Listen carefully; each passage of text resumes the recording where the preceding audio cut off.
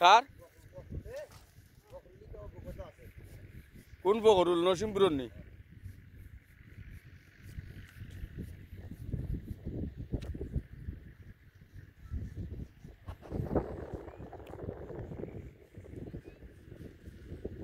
নসিমপুরের রুটের গাছ কাটা চলের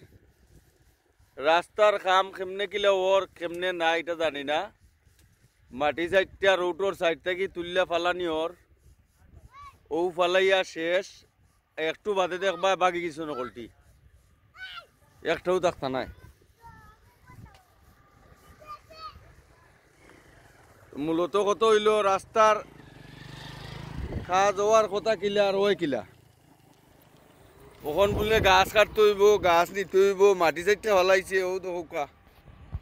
এমন মাটি ফেলানি দিছে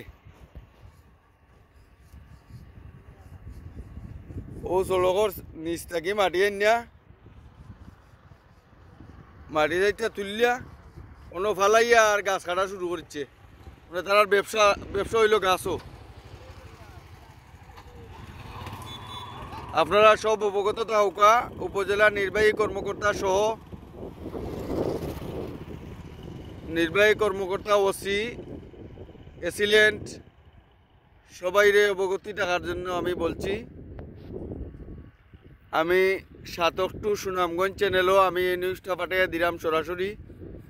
আপনারা সবাই দেখবেন ভালো থাকুকা আসসালামু আলাইকুম।